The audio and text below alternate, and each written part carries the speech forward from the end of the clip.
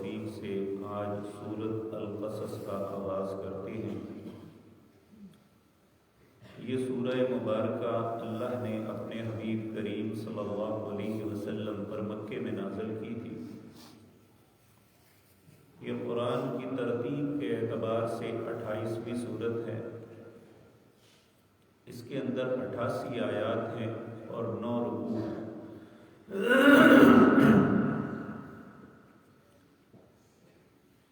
قصص کا مطلب ہے کسی قصے کو بیان کرنا۔ ویسے تو قرآن کریم کے اندر سارا قرآن دیکھیں کہ مختلف اقوام کے قصے ہیں۔ کسی کو ان کی نیکیوں، ان کی اچھائیوں پہ نعمتوں سے نوازا گیا، اور بعض قوموں کو ان کی سرکشی، ان کے تکبر، ان کی اللہ کی نافرمانی کی وجہ سے انہیں ہلاک و برباد کر دیا گیا۔ اور ان قصوں کو بیان کرنے کا مقصد کہانی سنانا نہیں ہے، بلکہ ہمارے لیے یہ عبرت کی بات ہے کہ کس قوم نے کیا کیا اور اس کے جواب میں اللہ نے ان کے ساتھ کیا کیا، تاکہ جو قومیں معذب ہیں، جنہیں عذاب دیا گیا ہے، ان کی باتیں سن کے ہم اس رستے کو کبھی نہ اپنائیں، اور جن قوموں پر انعام کیا گیا ہے اللہ ہمیں ان کے رستے پہ چلائے۔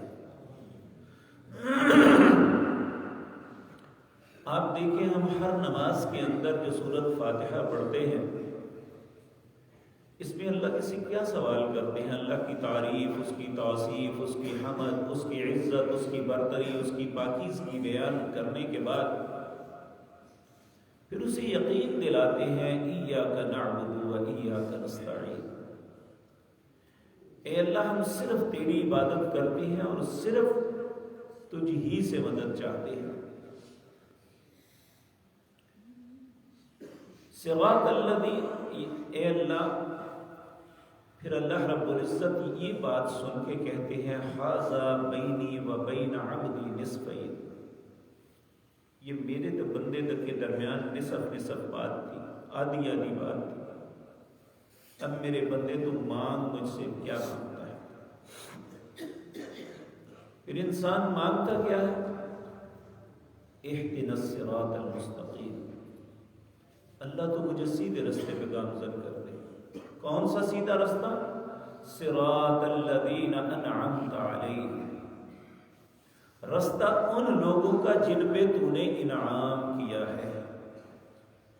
اور حقیقت بات یہ ہے کہ ہم میں سے ہر انسان کو سمجھ لینا چاہیے کہ ہماری زندگی کا اصل مقصد اور اصل رستہ یہی ہے۔ جو اس رستے پہ آ جاتا ہے یا اللہ جسے یہ رستہ عطا کر دیتا ہے، اس پہ اللہ کا سب سے بڑا انعام ہے۔ ہم یہ سمجھتے ہیں کہ شاید مال و دولت انعام ہے، اس میں کوئی شک نہیں، یہ بھی اللہ کا فضل ہے کہ کسی کو دنیا میں ابھی اللہ عزت و شرف دیتا ہے تو یہ اس کا انعام ہے، لیکن حقیقی انعام یہ نہیں ہے۔ حقیقی انعام یہ ہے کہ اللہ سیدھی رستے پہ چلا دے، وگرنہ ان آیات میں ہمیں سمجھ آئے گی کہ دنیا کی ہر نعمت ہونے کے باوجود اگر انہیں صراط مستقیم نہیں ملی تو برباد ہو گئے، ان کا نام و نشان مٹ گیا، اللہ کے غضب کا شکار ہو گئے۔ اللہ کے غضب سے صرف وہی انسان بچا جو صراط مستقیم پہ چل رہا ہے۔ تو صراط مستقیم کون سا ہے؟ ہمیں انہی قصوں سے معلوم ہوتا ہے۔ صراط مستقیم انبیاء کا رستہ ہے، نیک اور صالح لوگوں کا رستہ ہے۔ اللہ ہمیں اسی رستے پہ گامزن فرما دے۔ اس سورت کا آغاز 3 لفظوں سے ہوتا ہے، قا سین میم۔ یہ بظاہر حروف تہجی کے 3 لفظ ہیں، لیکن اللہ نے ان لفظوں کو ملا کے ان کا معنی نہیں بتایا۔ اور قیامت تک کے لیے یہ چیلنج ہے. انہیں حروف مقطعات کہتے ہیں. کوئی شخص آج تک اس چیلنج پہ پورا نہیں اتر سکا. صالح اور نیک مفسرین جب یہ کلمات پڑھتے تو کہتے اللہ اعلم بمرادہ. ان کلمات کی مراد اللہ رب العزت جانتے ہیں. تو یہاں میں بارہا مرتبہ یہ بات عرض کر چکا کہ چند سالوں سے ایک بڑا عجیب و غریب معاملہ ہمارے ساتھ ہے کہ ہر گھر کے اندر ان کلمات کی ایک تختی لگائی جاتی ہے جسے لوح قرآنی کہا جاتا ہے.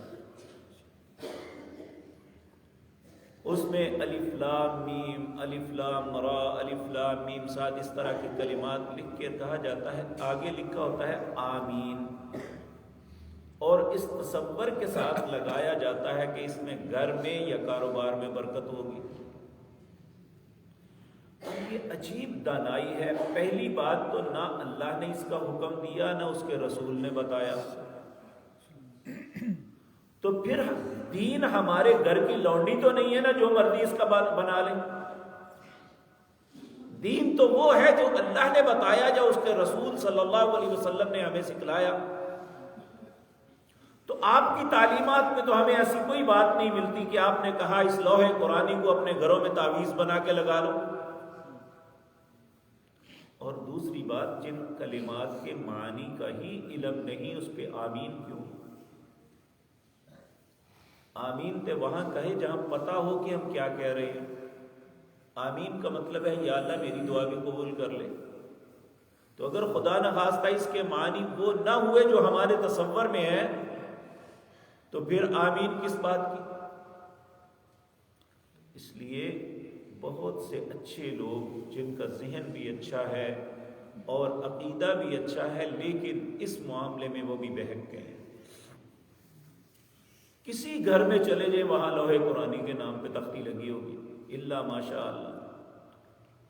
اس لیے لوح قرآنی لگانے سے برکت نہیں، قرآن پڑھنے سے برکت ہے. انسان اس قرآن کو اپنے گھر میں پڑھے. نبی کریم صلی اللہ علیہ وسلم نے فرمایا اپنے گھروں کو قبرستان نہ بناؤ. اور خصوصاً آپ نے فرمایا سورت بقرہ کی تلاوت اپنے گھروں میں کیا کرو. جس گھر میں سورت بقرہ پڑھی جائے اس گھر میں شیطان نہیں رہ سکتا، اور جادوگر سورت بقرہ کا مقابلہ کرنے کی طاقت نہیں رکھتا. آج ہر بندہ شکایت کرتا ہے جی ہمارے اوپر جادو ہوا ہے، ہمارے رزق کی بندش ہو گئی ہے، رشتے نہیں ہوتے، فلاں نہیں ہوتا، فلاں نہیں ہوتا. حقیقت بات یہ ہے کہ جب کھوج لگائی جائے تو کوئی جادو نہیں ہوتا، غلطی اپنی ہوتی ہے. کوئی نہ کوئی ایسا معاملہ ضرور ہوتا ہے کہ جس کی وجہ سے وہ معاملے ڈلے ہو رہے ہوتے ہیں، لیکن ہم اسے جادو سے جوڑ دیتے ہیں. جی میں نے اتنی بقرہ پڑھی ہے لیکن ہمارے گھر کے نحوست نہیں جاتی. نحوست اصل میں دماغ میں گھسی ہوئی ہے. اللہ کے رسول سچے ہیں صلی اللہ علیہ وسلم. آپ نے جو کہا اس کے خلاف کبھی نہیں ہو سکتا. آپ نے کہہ دیا کہ گھر میں نہیں جادو ہو سکتا، گھر میں شیطان نہیں رہ سکتا، اگر پڑھیں گے تو نہیں رہے گا. یہ ممکن ہی نہیں.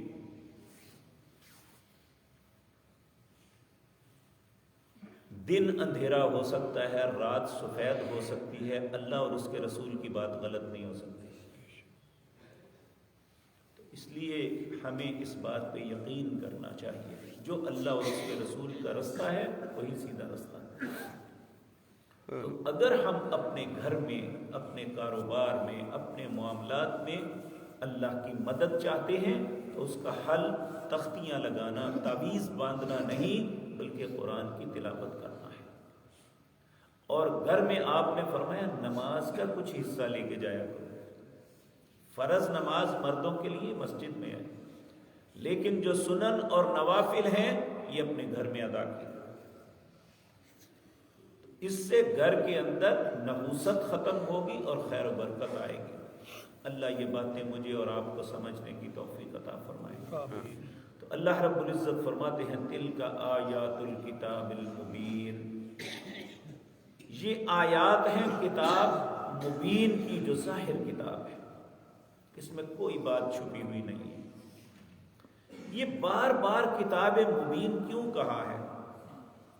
اس لیے کہ اللہ کے علم میں تھا کہ کوئی ایسے بد نصیب لوگ پیدا ہوں گے جو نبی کریم پہ بہتان لگائیں گے، اور یہ جو صوفی لوگ ہیں کہتے ہیں نبی کریم صلی اللہ علیہ وسلم کے پاس دو علم تھے، ایک علم ظاہری تھا جسے قرآن یا سنت کہتے ہیں، ایک علم باطنی تھا، اور علم باطنی جو ہے وہ آپ نے کسی کو نہیں سکھایا، صرف حضرت علی کو سکھایا، جبکہ اللہ کے رسول صلی اللہ علیہ وسلم نے حجۃ الوداع کے خطبے میں یہ بات ارشاد فرمائی تھی، جو کچھ اللہ نے مجھے دیا میں تمہیں پہنچا دیا۔ تو ہر انسان نے یہ بات کہی تھی، ہاں جو اللہ نے آپ کو دیا وہ امانت آپ نے پہنچا دی، اور رسالت ہم تک پہنچا دی، اور اس امانت کو پورا حق ادا کر دیا۔ حضرت علی رضی اللہ تعالیٰ عنہ کو جب اس بات کا علم ہوا کہ میرے متعلق لوگ یہ بات کرتے ہیں، آپ نے کوفہ کی مسجد کے منبر پہ یہ بات کہی تھی، میں اللہ کی قسم کھا کے کہتا ہوں جس کے قبضے میں میری جان ہے، میرے پاس یا یہ اللہ کا قرآن ہے اور یہ وہ احادیث ہیں جو میں نے رسول اللہ سے سنی، اس کے علاوہ میرے پاس کوئی علم نہیں۔ لیکن ایسے بدبخت ہیں کہ 14 صدیوں میں یہی بکواس کیے جا رہے ہیں کہ اللہ کے رسول نے ایک علم لدنی دیا تھا جو حضرت علی کو دیا، حضرت علی بھی انکار کر رہے ہیں اور رسول اللہ پہ بہتان لگا رہے ہیں، اور اس بات پہ ذرہ برابر احساس نہیں ہوتا کہ باطنی علم حضرت علی کو دیا تھا۔ پھر آگے 4 اس کی گدیاں بناتے ہیں، سول وردی، قادری، نقش بندی، چشتی۔ یہ کہتے ہیں یہ چاروں لوگ حسن بصری کے شاگرد تھے، اور حضرت بصری نے حضرت علی سے سنا، جبکہ حضرت حسن بصری کی حضرت علی سے ملاقات ہی نہیں ہے۔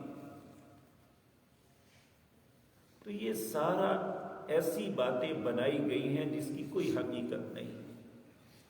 تو اللہ رب العزت اس لیے بار بار قرآن میں، ہم پیچھے 3 سورتیں 4 پڑھ کے آئے ہیں، ہر سورت کا آغاز تلک آیات الکتاب المبین، تلک آیات الکتاب المبین، تلک آیات القرآن المبین، ہر میں یہ لفظ پہلا بولا گیا، کیونکہ جس میں کوئی قصے بیان کیے گئے ہیں اس کا آغاز اسی طرح ہوتا ہے۔ اللہ رب العزت اس سورت کا آغاز بھی کرتے ہوئے فرما رہے ہیں تلک آیات الکتاب، یہ ہماری کتاب کی آیات ہیں، المبین جو بڑی ظاہر ہے، نتلو علیک من نبأ موسیٰ، اس سورت کے اندر موسیٰ علیہ السلام اور فرعون کا قصہ سب سے تفصیل کے ساتھ بیان کیا گیا ہے، اور اسے بیان کرنے کا مقصد ائمہ مفسرین لکھتے ہیں کہ ایسے وقت یہ صورت نازل ہوئی تھی جب مسلمان انتہائی قسم پرسی کی حالت میں مکے میں گزار رہے تھے وقت، کہ انہیں عبادت کرنے کی اجازت نہیں تھی، بڑے سخت حالات تھے۔ ان حالات میں اللہ نے موسیٰ اور فرعون کا واقعہ بیان کر کے کہا کہ تمہارے ساتھ کچھ بھی نہیں بنی اسرائیل کے ساتھ جو فرعون نے کیا تھا۔ تو یہاں یہ بات ایک ذہن میں رکھیں، حضرت یوسف علیہ السلام جب آپ مصر میں آ گئے، پھر اللہ نے مصر کی سلطنت عطا کی، پھر بنی اسرائیل بھی یعنی یعقوب علیہ السلام کے بیٹے سب یہاں مصر میں آ کے آباد ہو گئے۔ یوسف علیہ السلام کی زندگی سے لے کر صدیوں تک یہاں پہ بنی اسرائیل کو غلبہ رہا۔ پھر ایک اصل میں مصر کے اصل باسی جو تھے وہ قبطی قوم تھی، فرعون قبطی قوم سے تعلق رکھتا تھا۔ ایک وقت ایسا آیا کہ انہوں نے غلبہ حاصل کر لیا، اور اسے جب حکومت ملی تو اس نے پھر لوگوں کو پھاڑا۔ یہ فرعونی ذہنیت ہوتی ہے کہ حکومت کرنے کے لیے لوگوں میں فرقوں میں بانٹ دو، مختلف جماعتوں میں بانٹ دو۔ آپ دیکھیں نا، جمہوریت کے نام پہ، سیاست کے نام پہ ہمیں تقسیم کر دیا گیا ہے۔ ایک ایک گھر میں کئی پارٹیوں کے لوگ، بیٹا باپ سے لڑ رہا ہے، بھائی بھائی سے لڑ رہا ہے۔ صرف یہ کیا ہے؟ یہ اپنی حکومتوں کو قائم رکھنے کے لیے لوگوں کو ایک دوسرے کے ساتھ لڑا مروا رہے ہیں۔ یہ فرعون کی ذہنیت تھی۔ آج بھی جو انٹرنیشنل قوتیں ہیں وہ بھی غریب اور ترقی پذیر ممالک کے لوگوں کے ساتھ یہی سلوک کر رہے ہیں۔ تو اللہ رب العزت فرما رہے ہیں نتلو علیک من نبأ موسیٰ، تلاوت پڑھتے ہیں ہم آپ پر موسیٰ اور فرعون کی خبر کو بالحق، حق کے ساتھ، لقوم یؤمنون، ایسی قوم کے لیے جو ایمان لانے والی ہے۔ جس نے ماننا ہی نہیں اس کے لیے یہ ساری باتیں کوئی حیثیت نہیں رکھتی۔ حیثیت کس کے لیے ہے؟ جو ایمان لائے۔ کہا ان فرعون علا فی الارض، بے شک فرعون جو ہے یہ زمین میں بہت بڑا بننے کی کوشش کرتا ہے۔ وجعل اہلها شیعا یستضعف طائفۃ، اس نے لوگوں کو مختلف گروہوں میں بانٹ دیا۔ جس طرح ہمارے پڑوس میں ہندو ہیں، انہوں نے یعنی ہندو انسانوں کو 4 حصوں میں بانٹا ہوا ہے۔ یہ برہمن ہے، یہ شودر ہے، یہ فلاں ہے، یہ فلاں ہے، یہ فلاں ذلیل ہے، فلاں افضل ہے۔ اسی طرح اس نے بانٹا ہوا تھا۔ یستضعف طائفۃ، بنی اسرائیل کا جو گروہ تھا انہیں اس نے بہت کمزور کر دیا تھا۔ کس طرح کمزور کیا تھا؟ یذبح ابناءہم ویستحیی نساءہم، ان کے بچوں کو ذبح کر دیتے اور ان کی عورتوں کو زندہ رکھتے، اور جو ان کے مرد تھے ان کو اپنے گھروں میں غلام رکھا ہوا تھا۔ کھیتی باڑی کا کام، دوسرے کام، جتنے مشقت کے کام تھے سب بنی اسرائیلیوں سے لیتے تھے، اور ان کی عورتوں سے گھر کے کام لیتے اور ان کے ساتھ یہ اپنی خواہش کو بھی پورا کرتے، یعنی ان کی عصمت بھی محفوظ نہیں تھی۔ کہا اتنا انہیں کمزور کیا تھا۔ وَيَسْتَحْيِي نِسَاءَكُمْ إِنَّهُ كَانَ مِنَ الْمُفْسِدِينَ، بے شک یہ بہت ہی فسادی قوم تھی۔ آگے ان کا واقعہ سارا اللہ رب العزت نے بیان کیا ہے۔ اللہ نے زندگی اور توفیق دی تو انشاءاللہ بتدریج عرض کروں گا۔ اللہ سے دعا ہے ان واقعات سے ہمیں عبرت پکڑنے اور ہمیں ایمان کے معاملے میں حوصلہ کرنے کی توفیق عطا فرمائے۔ اقول قولی ھذا واستغفر اللہ۔